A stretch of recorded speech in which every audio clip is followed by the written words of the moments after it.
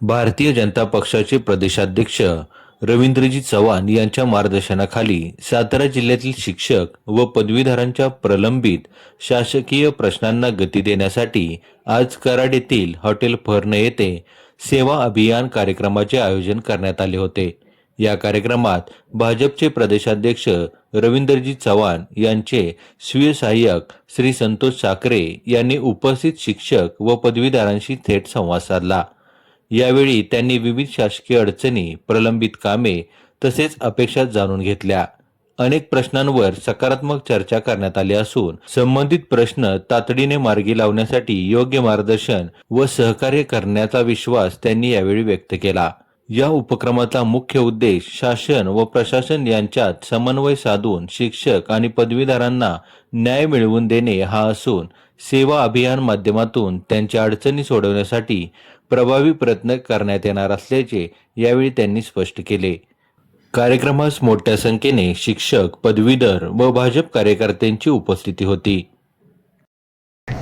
आज पदवीधर व शिक्षक मतदारसंघातल्या लोकांच्या प्रश्नासाठी आदरणीय प्रदेशाध्यक्ष रवींद्रभाऊ चव्हाण साहेबांचे सहाय्यक सचिव आदरणीय संतोषजी साखरे साहेब आलेले आहेत। एक चांगला कार्यक्रम अनेक पदवीधर मतदारसंघामध्ये काम करणारे पदाधिकारी आणि शिक्षक मतदारसंघामध्ये काम करणाऱ्या पदाधिकाऱ्यांबरोबर झाला।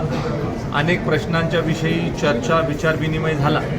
शेवटी शिक्षक मतदारसंघामध्ये काम करत असणाऱ्या लोकांचे जे शिक्षकांशी निगडीत प्रश्न असतात ते कधी कधी किरकोळ स्वरूपाचे असतात। ते प्रश्न लवकर सुटावे, त्याला गती मिळावी। त्याचबरोबर धोरणात्मक प्रश्न जे राज्य सरकारच्या पातळीवरचे असतात ते प्रश्न सोडवण्यासाठी देखील विचारमंथन झालं।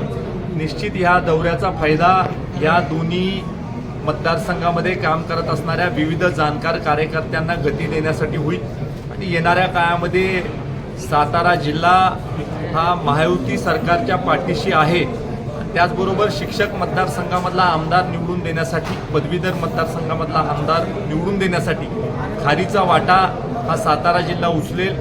मोठं मताधिक्य या दोन्ही मतदारसंघामधले अधिकृत उमेदवार जे महायुतीचे असतील त्याला निवडून देण्यामध्ये एक चांगलं काम सातारा जिल्हा करेल।